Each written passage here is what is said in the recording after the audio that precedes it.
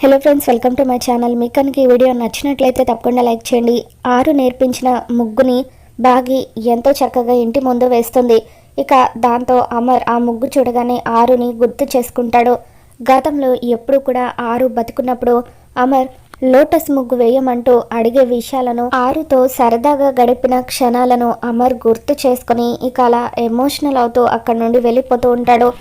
ఇక అప్పుడే అక్కడికి వచ్చిన రాథోడ్ ఏమైంది మీ సార్కి, ఎందుకు ముగ్గు చూసి అలా ఎమోషనల్ అవుతున్నారని చెప్పి అంటూ ఉంటే, ఈ ముగ్గు అంటే మా సార్కి చాలా ఇష్టం మిస్ అమ్మ. ఎప్పుడు కూడా ఇంటి ముందు ఈ ముగ్గే ఎక్కువగా ఉండేది. మా మేడంని అడిగి మరీ మా సార్ వేయించుకునేవాళ్ళు అని చెప్పి, ఇంతకీ మా సార్కి ముగ్గు అంటే ఇష్టమని నీకెవరు చెప్పారు అని రాథోడ్ అడుగుతూ ఉంటాడు. దాంతో బాగి పక్కింటి అక్క చెప్పింది అని అంటూ ఉంటే, అప్పుడు రాథోడ్ ఒక్కసారిగా షాక్ అవుతూ, అసలు మా సార్కి ఏమి ఇష్టమో ఆ పక్కింటి ఆవిడకి ఎలా తెలిసింది? అయినా ఎప్పుడు మిస్ అమ్మ పక్కింటి ఆవిడ అంటుంది కానీ ఆవిడ ఎక్కడా కనపడదు అని చెప్పి రాథోడ్ అనుకుంటాడు. సరే రాథోడ్, పిల్లలకు బ్రేక్ఫాస్ట్కి టైం అవుతుంది, నేను వెళ్ళి బ్రేక్ఫాస్ట్ ప్రిపేర్ చేయాలి అని చెప్పి బాగి బాయ్ చెప్పి లోపలికి వెళ్ళిపోతుంది. ఇక అమరేమో ఉదయాన్నే జాగింగ్కి వెళ్తూ ఉంటాడు. సార్, మిస్ అమ్మ అచ్చం మేడం వేసినట్టుగానే ముగ్గు వేసింది కదా సార్ అని చెప్పి అంటూ ఉంటే, అవును రాథోడ్ అని చెప్పి అమర్ అంటూ ఉంటాడు. మిస్ అమ్మని చూస్తూ ఉంటే ఒక్కోసారి చనిపోయిన మన మేడమే మళ్ళీ తిరిగి వచ్చినట్టుగా అనిపిస్తుంది సార్ అని చెప్పి ఇద్దరు ఇంచుమించు ఒకేలాగా ఆలోచిస్తారని చెప్పి అంటూ ఉంటాడు. దాంతో అమర్ ఆరుని గుర్తు చేసుకొని ఎమోషనల్ అవుతూ ఉంటే, సారీ సార్, మేడం గురించి ఎప్పుడు టాపిక్ వచ్చినా కూడా మీరు బాధపడతారని తెలిసినా కూడా నేను మాట్లాడకుండా ఉండలేకపోతున్నాను, క్షమించండి సార్ అని చెప్పి రాథోడ్ అంటూ ఉంటే, ఇట్స్ ఓకే రాథోడ్ అని చెప్పి అమర్ అంటాడు. మరోవైపు బాగి పిల్లల కోసం అని చెప్పి కిచెన్లో టిఫిన్ని రెడీ చేస్తూ ఉంటుంది. అమర్ వాళ్ళ అమ్మ నాన్న ఇద్దరు కూడా అలా గుమ్మం దగ్గరికి వచ్చి ముగ్గును చూసి చాలా సంతోషపడిపోతూ ఉంటారు. ఏమండి, ఆ ముగ్గు చూసారా? అచ్చం మన ఆరుని మళ్ళీ వచ్చి వేసినట్టుగా ఉంది కదా అని చెప్పి అమర్ వాళ్ళ అమ్మగారు అంటూ ఉంటే, అవునే, ఇందాకటి నుండి నాకు కూడా అదే అనిపిస్తుంది. నిజంగా ఇటువంటి కోడలు లభించినందుకు మనం చాలా అదృష్టం చేసుకున్నామని చెప్పి వాళ్ళు మాట్లాడుకుంటూ ఉంటారు. ఇక ఇదంతా చూస్తున్న మనోహరికేమో ఒళ్ళు మండిపోతూ ఉంటుంది. ఈ ముసలోళ్ళు ప్రతిసారి కూడా దాన్ని పొగడ్డాన్ని నేను వినలేకపోతున్నాను అని చెప్పి ఏదో ఒక విధంగా త్వరగా దీని అడ్డు తొలగించాలి అని చెప్పి అనుకుంటూ ఉంటుంది. పిల్లలు కూడా రెడీ అయ్యి కిందికి వస్తారు. ముందుగా అమ్మో పాప గుమ్మం దగ్గరికి వచ్చి ముగ్గు చూసి మిగతా పిల్లలతో, ఒక్కసారి అందరూ ఇలా రండి, ఆ ముగ్గును చూసారా, అచ్చం అమ్మ వేసినట్టుగానే ఉంది కదా అని చెప్పి మాట్లాడుకుంటూ ఉంటారు. పిల్లలు, మీకు ముగ్గు నిజంగా అంత బాగా నచ్చిందా అని చెప్పి బాగి అడుగుతూ ఉంటే, చాలా బాగా వేసావు మిస్ అమ్మ, అమ్మని మళ్ళీ వచ్చి వేసిందా అన్నట్టుగా ఉంది. మా డాడీకి ఈ ముగ్గంటే ఇష్టమని ఎవరు చెప్పారు మిస్ అమ్మ అని చెప్పి పిల్లలు అంటూ ఉంటే, పక్కింటక్క చెప్పిందని బాగి అంటూ ఉంటుంది. ఏంటో మిస్ అమ్మ, ప్రతిదీ పక్కింటక్క చెప్పింది అంటావు, కానీ మాకెవరికి మాత్రం తనని చూపించవు అని చెప్పి అంటూ ఉంటే, ఈరోజు సాయంత్రం తనని తప్పకుండా ఇంటికి తీసుకొని వస్తానని చెప్పి బాగి అంటూ ఉంటుంది. సరే పిల్లలు, స్కూల్కి టైం అవుతుంది కదా, మీరు వెళ్ళండి అని చెప్పి పిల్లల్ని పంపించేస్తుంది. ఇక ఆ తర్వాత ఆరు ఒక్కతే ఒంటరిగా బయట నిలబడి ఆకాశంలోకి చూస్తూ ఉంటే, సడన్గా ఆకాశంలో ఉరుములు మెరుపులు వస్తూ ఉంటాయి. ఉన్నట్టుండి మబ్బులు అలా కమ్ముకోవడంతో, ఇదేంటి సడన్గా ఇలా నల్లటి మబ్బులు కమ్ముకున్నాయి అంటే ఘోర అవతల నా అస్థికలతో పూజ మొదలు పెట్టేసి ఉంటాడా? అదే కనుక జరిగితే ఇక నేను ఈ ఇంటిని విడిచి ఘోర చేతిలో బందీని అయిపోతాను. ఇక ఈ రోజుతో ఈ ఇంటికి నాకు పూర్తిగా అనుబంధం తీరిపోతుంది అని చెప్పి ఆరు ఎమోషనల్ అవుతూ ఉంటే, అప్పుడే బాగి అక్కడికి వస్తుంది. అక్క, ఒంటరిగా ఇక్కడేం చేస్తున్నారు అక్క, అయినా అలా ఉన్నారేంటి అని చెప్పి బాగి ఒంట్లో ఏమైనా బాగోలేదా అంటూ ఆరుని ముట్టుకోబోతూ ఉంటుంది. అదేం లేదు మిస్ అమ్మ, అంతా బాగానే ఉంది అని చెప్పి ఆరు అంటూ ఉంటే, మరైతే ఎందుకలా డల్గా ఉన్నారు అని చెప్పి బాగి అడుగుతూ ఉంటుంది.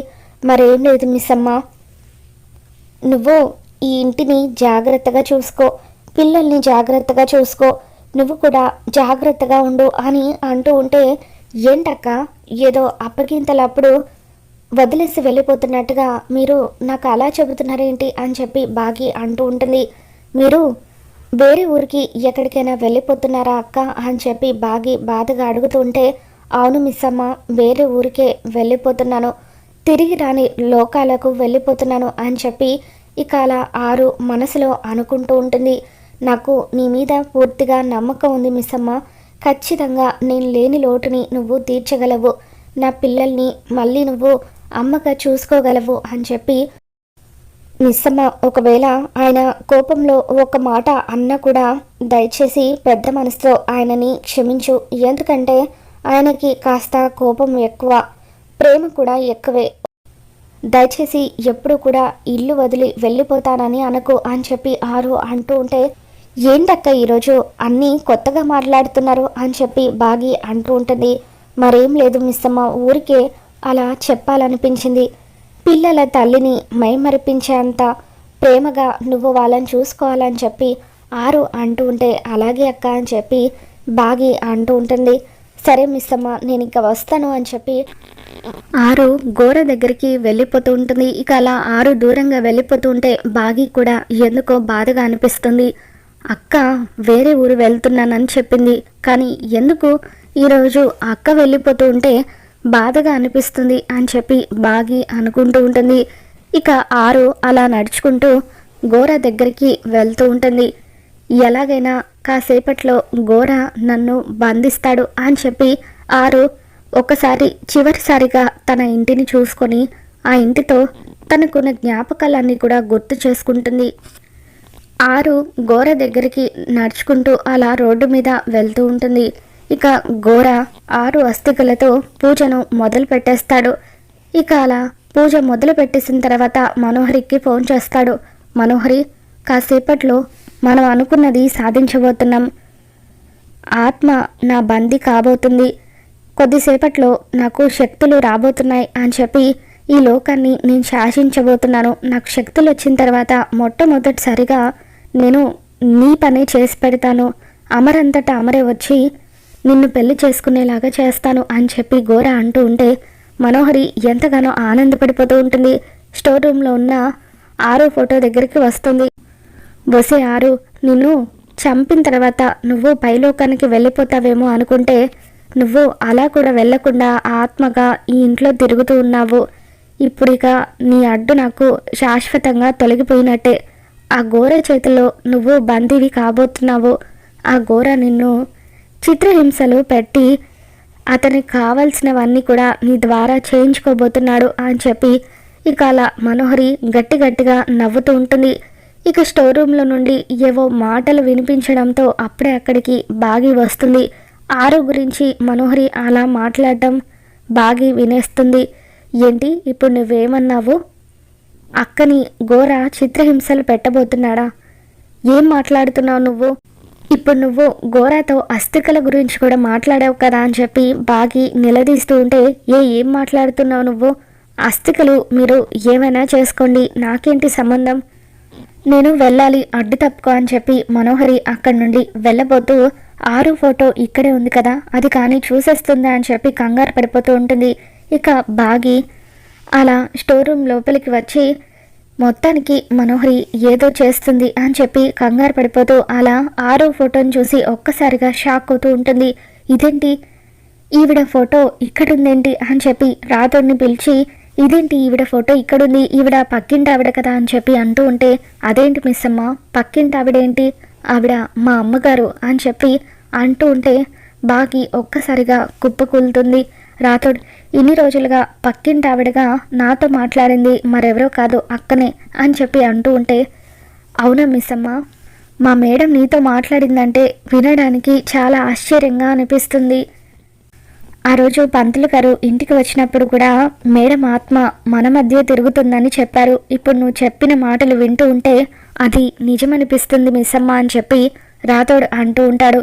ఇకప్పుడు బాగి రాతోడు, అక్క ఆత్మ ప్రమాదంలో పడింది, మనోహరి అక్క అస్థికలు కాజేసి గోర చేతుల్లో పెట్టిందేమోనని నా అనుమానం, ఇందాక ఫోన్లో అస్థికల గురించి మాట్లాడడం నేను విన్నానని చెప్పి వెంటనే మనం గోర దగ్గరికి వెళ్ళాలి, ఇందాక అక్క బాధగా ఎక్కడికో వెళ్ళిపోతున్నానని నాతో చెప్పింది.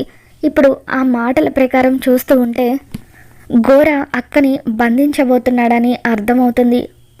మాంత్రికులు ఆత్మలను బంధిస్తారు కదా, అలాగే అక్క ఆత్మని కూడా ఆ ఘోర ఏదో చేయబోతున్నాడు.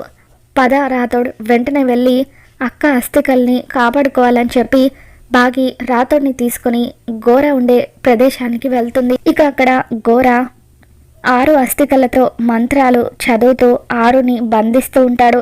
వద్దు, నీకు దండం పెడతాను, దయచేసి నన్ను వదిలేసే అని చెప్పి 6 ఘోరని బతిమలాడుకుంటూ ఉంటుంది. ఇక అప్పుడే సరిగ్గా అక్కడికి బాగి వస్తుంది. 6ని బాగి చూడగలుగుతుంది కాబట్టి అలా 6ని చూడగానే బాగి అక్క అని పిలుస్తూ ఉంటుంది. ఇక దాంతో 6, నువ్వెందుకు వచ్చావు మిస్సమ్మ, నువ్వు వెళ్ళిపో, ఈ ఘోర రాక్షసుడు నిన్ను ఏదైనా చేస్తాడు అని చెప్పి అంటూ ఉంటే, ఈరోజు నిన్ను కాపాడుకున్న తర్వాతే నేను ఇక్కడ నుండి వెళ్తానక్క అని చెప్పి బాగి అంటూ ఉంటుంది. చూడు బాలిక, నువ్వు ఇక్కడ నుండి వెళ్ళకపోతే ఈ బాలికకు పట్టిన గతే నీకు కూడా పడుతుంది, మర్యాదగా వెళ్ళు అని చెప్పి ఘోర అంటూ ఉంటే, నేను ఇక్కడ నుండి వెళ్ళడం అంటూ జరిగితే అది మా అక్కను తీసుకునే అని చెప్పి అలా బాగి అక్కడున్న పెద్ద కర్రతో ఘోరాని కొడుతూ తన పూజ సామాన్లన్నిటినీ కూడా నాశనం చేస్తూ ఉంటుంది. అలా అక్కడున్న ముగ్గుని చెరిపేస్తూ బాగి అవన్నీ కూడా నాశనం చేస్తూ ఉంటే, వద్దు, అవన్నీ కూడా నాశనం చేయొద్దు అని ఘోర గట్టిగా అరుస్తూ ఉంటాడు. ఇక చివరకు పూజలో పెట్టున్న 6 అస్థికల్ని కూడా బాగి తీసేసుకుంటుంది. అక్క, వెళ్దాం పదక్క, మనల్ని ఎవరు ఆపుతారో చూద్దాం, నువ్వు ఎవరికి భయపడాల్సిన అవసరం లేదు, నేనున్నాను అని చెప్పి బాగి అలా 6ని తీసుకొని వెళ్ళిపోతుంది.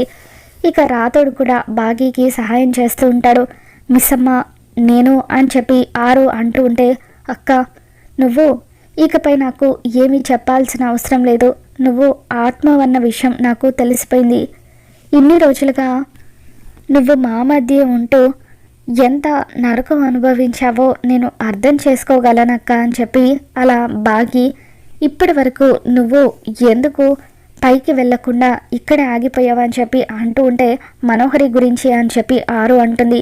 నా చావుకి కారణం మనోహరి అన్న విషయం నాకు తెలిసింది మిస్సమ్మ, అందుకే ఎలాగైనా సరే ఆ మనోహరి నుండి నా కుటుంబాన్ని నేను కాపాడుకోవాలని అనుకున్నాను. అందుకే ఇంకా పైలోకానికి వెళ్లకుండా ఇక్కడిక్కడే తిరుగుతున్నాను.